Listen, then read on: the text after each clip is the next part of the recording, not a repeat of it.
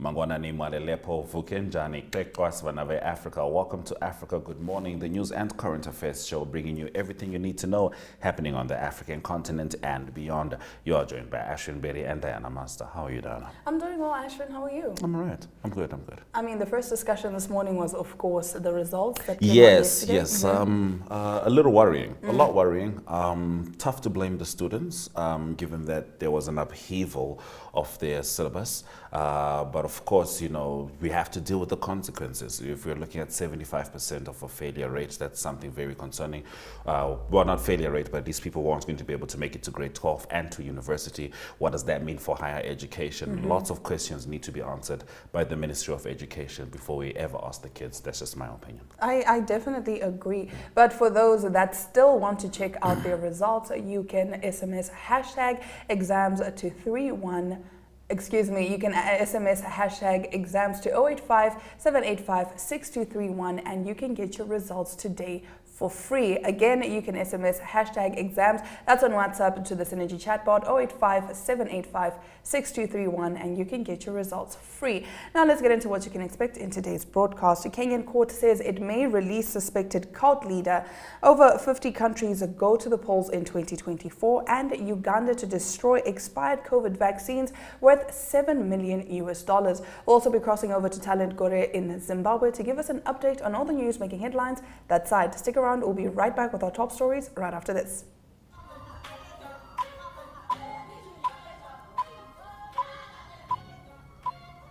Getting into our top stories, a court in Kenya has said it may release suspected cult leader Paul Ntenge Mackenzie if the state prosecutor fails to charge him within 2 weeks. Mackenzie has been detained since last April in connection with the deaths of at least 400 people, many of whom starved themselves to death. Official autopsies of some of the bodies also found signs of suffocation and beatings. The victims were members of the Good News International Church, which is based on the Kenyan coast and was run by Mackenzie. He has denied any wrongdoing. Now, Senior Magistrate Yusuf Abdallah Shikanda on Tuesday said Mackenzie's pre-trial detention has been a long journey that must now come to an end. Now, more than 50 countries that are home to half the planet's population are due to hold national elections in 2024, but the number of citizens exercising the right to vote is not unalloyed good news. The year looks set to test even the most robust democracies and strengthen the hands of leaders with authoritarian leanings. From Russia, Taiwan, and the United Kingdom to India, El Salvador, and South Africa, the presidential and legislative contests have huge implications for human rights, economies, international relations, and prospects for peace in a volatile world. In some countries, the balloting will be neither free nor fair. In many, curbs on opposition candidates, wary electorates, and the potential for manipulation and disinformation have made the fate of democracy a front and center campaign issue.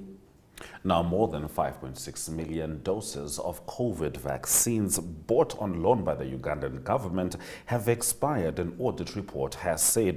The vaccines are valued at 28.1 billion Ugandan shillings, the equivalent of $7.3 million, and were purchased using a World Bank loan. Authorities say the expired vaccines will be withdrawn from health facilities and destroyed. In the report submitted to Parliament, Uganda's Auditor General, John Mwanga, also said that other drugs worth $8.6 million, mostly HIV antiretroviral drugs, have expired after they were phased out by changes in the recommended treatment guidelines by the World Health Organization. In a major cost-cutting move, President Bola Tinubu has approved a directive to slash the size of official delegations for foreign and domestic trips by up to 60%.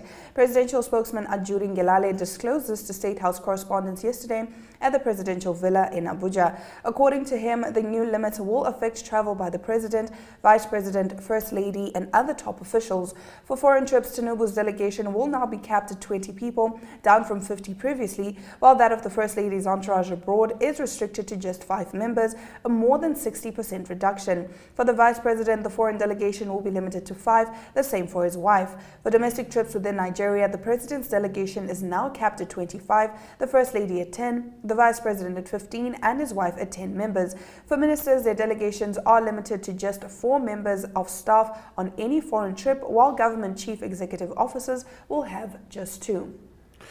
Now, in less than a week since his release on parole from Pretoria's Atteridgeville Correctional Center last Friday, Oscar Pistorius reportedly already has a book publishing offer on the table for his tell-all prison memoir.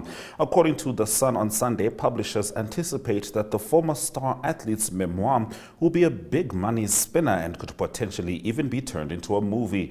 The UK publication revealed that bidding has already opened with an eye-watering 23 million rand offer for Pistorius' Inside Story.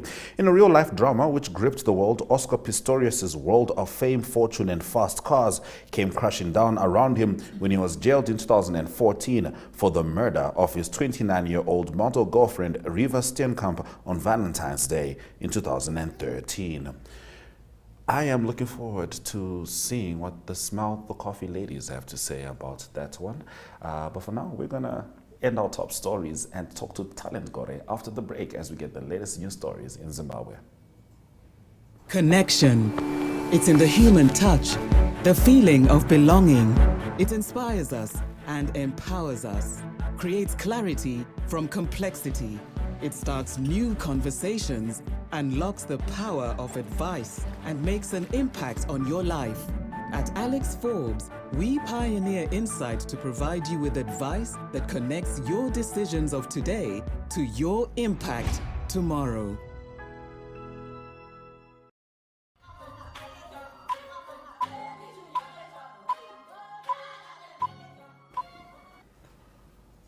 All right, it's time for us to talk to Talent Gore in Zimbabwe as she brings us the latest stories from the House of Stone. Talent Wamukase. Africa. Tamukai Hedu. Now, Talent, one of the privileges that we enjoy is being able to talk to you across the border using internet access, of course. Now, in Zimbabwe, internet access seems to be quite a struggle to the point that it is affecting businesses. Tell us more. Yes, internet costs are skyrocketing in Zimbabwe, making it harder for people to access basic service, study, or make a living from online enterprises. So you find out that the internet is now costly and it is ranked as one of the most expensive data in sub-Sahara Africa, that is in Southern Africa.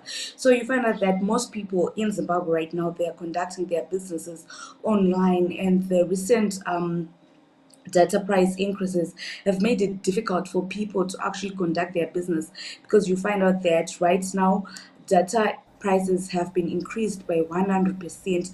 They were increased by 100% in October 2023, with 1 gigabyte of data averaging $254 United States dollars.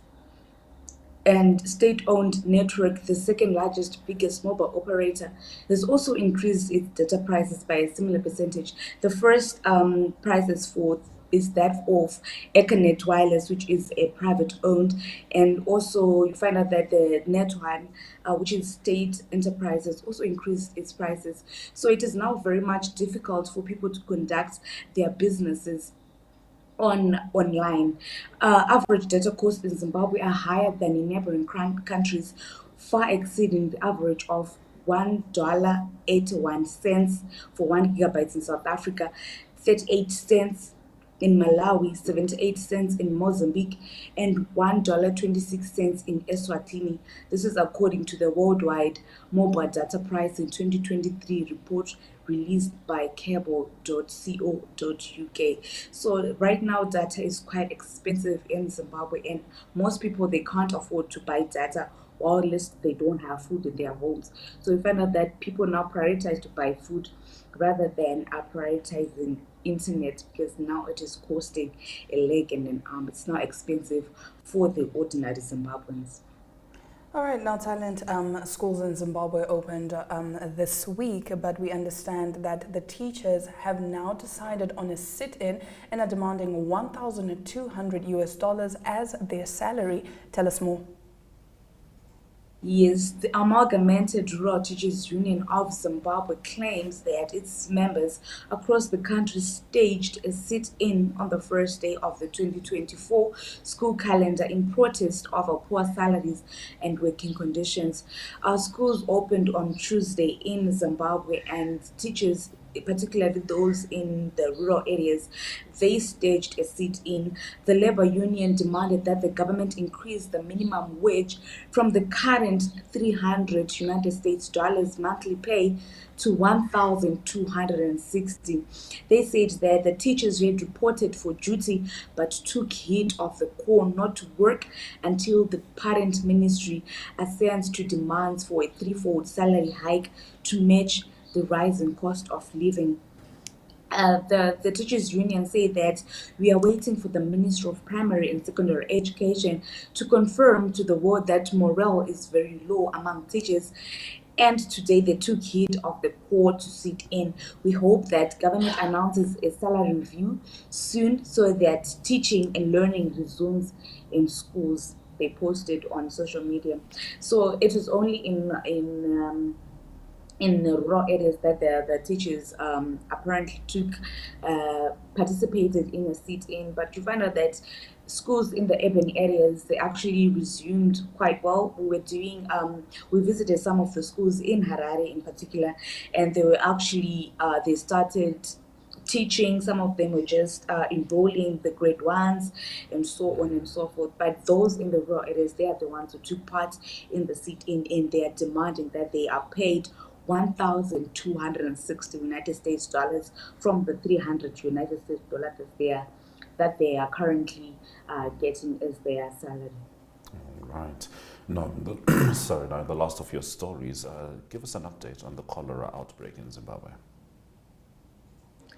Yes, Zimbabwe is still battling a cholera outbreak right now. The first cholera outbreak was recorded in February 2023, and right now the country is still battling the cholera outbreak. You find out that in Harare alone, they have now recorded 5,200 cases of cholera, and right now it is the hotspot of cholera in Zimbabwe. And you find out that the authorities are saying that the causes of cholera right now, they are the sewer beds. As you can see in that picture, that is one suburb in Harare that is experiencing sewer beds. And the city council, which has the mandate to ensure that Harare is safe, is clean, and they do have water. They are not attending to the sewer beds. They're just leaving it them like that. That sewer bed has been there for a week now, and they're saying that we have a cholera outbreak, but they are not doing much to contain it. They're just telling people to drink safe water, but there's no water in Harare in particular. They're telling people to make sure that they drink clean water. They drink clean water. Their toilets are clean, there are no sewer beds, but they are not attending to sewer beds. Right now, more than 300 people have died from the cholera outbreak, and the government is saying that they are putting in place measures to ensure that they contain the outbreak, but not much has been done since, because right now as I'm speaking to you, some areas they do not have running water, municipal water. They do not have running water. The garbages are not being collected, and they have sewer beds that are not being attended to. So we are not really sure as to what the government and what the city of Harare is doing to ensure that they contain the cholera outbreak that we have been battling since last year, February. It's almost a year now, and nothing has been done to ensure that the cholera outbreak is contained. You know, Talent, it's hard to fight off the feeling that you see more vigor in political debate than you do in political efforts in Zimbabwe, and we certainly hope that changes. Thank you very much for bringing us those stories. You're welcome, and thank you very much for having me. It's always good to have you on Africa. Good morning. Now let's take a look at the weather predictions.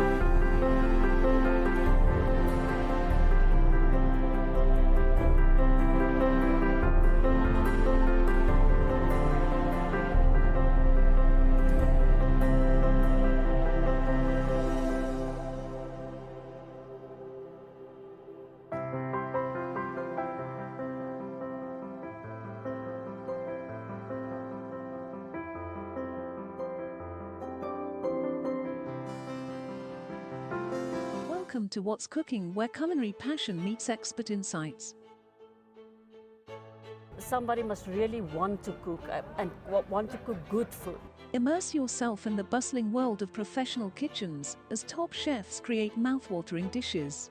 Join us for in-depth interviews as our host explores the experiences and expertise of our guest chefs. Don't miss out. Tune in to What's Cooking on NTV every Friday at 2100 hours and let the culinary adventure begin.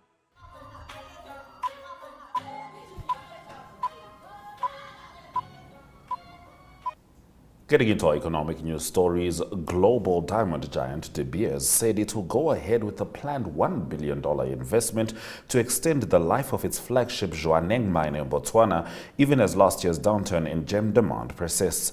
The Anglo-American unit and the Botswana government, which jointly own Debswana Diamond Company, have approved the spending that will convert the Zwaneng pit into an underground operation.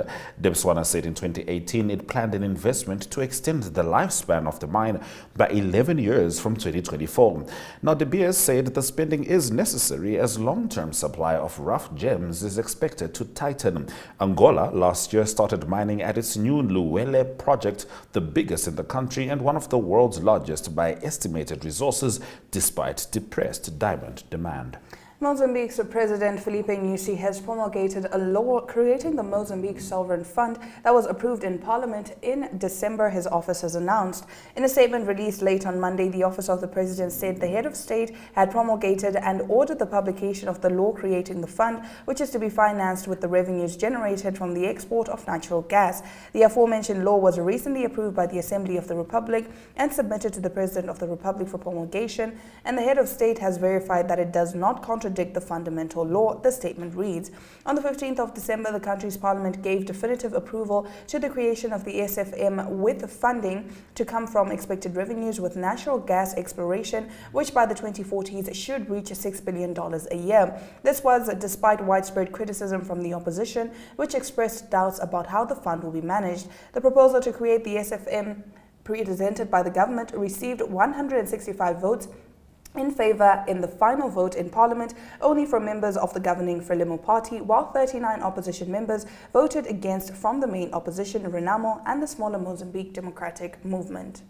All right, those have been our economic news stories. We're going to swing over to the indicators just before the sport.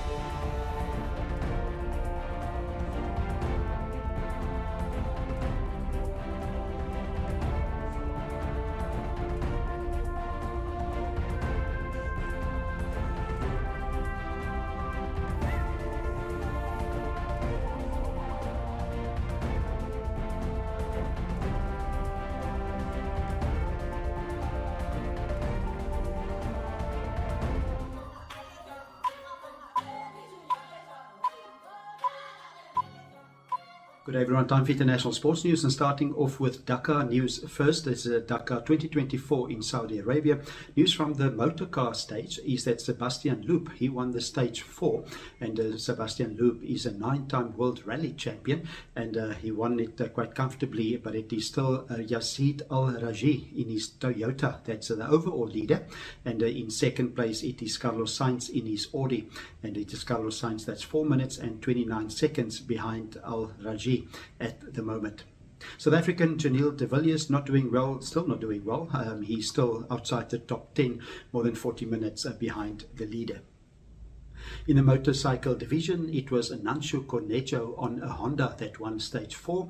And after stage 3, the leader was Ross Branch on his Hero. He's from Botswana, but he finished 4 minutes and 26 seconds behind Cornejo in the stage 4. That means that the overall leader at the moment is the Nanshu Cornejo, and he is 1 minute and 15 seconds ahead of Branch.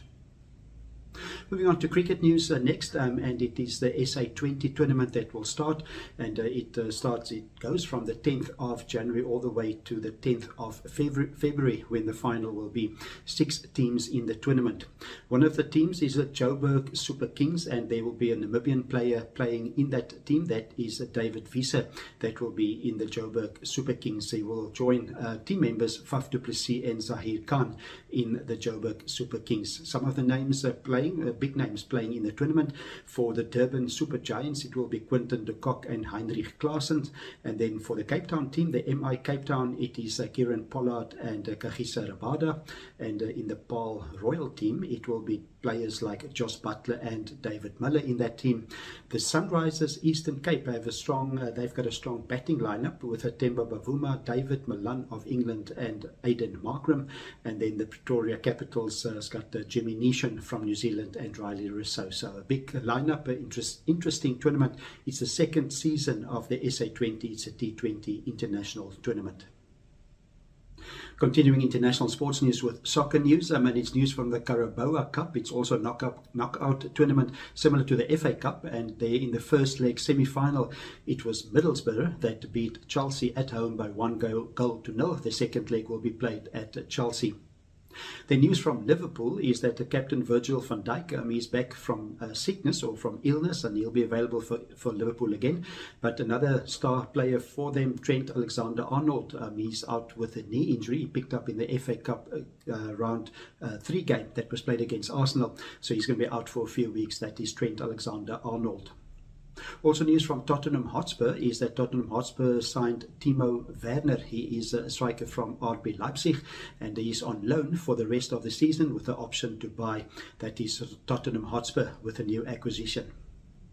Closing of today's international sports news with tennis news. It is this coming weekend. On Sunday, it will be the Australian Open, the first major of the year that will start. That will be in Melbourne. And news from the men's draw is that Dominic Thiem is entered into the main draw, and that was because of the withdrawal of Riley Opelka of the United States because of injury. And Dominic Thiem, he was out for a long time, for a year or so with injuries. He won the 2020 US Open, so he's a very good player, and he enters the US Open or the Australian Open for this year. That will start, the first round will start on Sunday. That's international sports news for today. Hope you have a great sport day, and we talk international sport again tomorrow. Goodbye.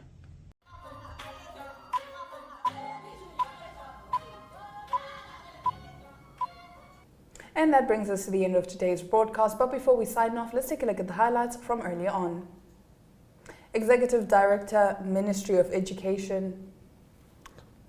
Actually, that story is from Kenya. That is Mr. Ntenge Mackenzie, who the courts have said that these charges have to be pronounced in the next 2 weeks, or else he will be released from detention.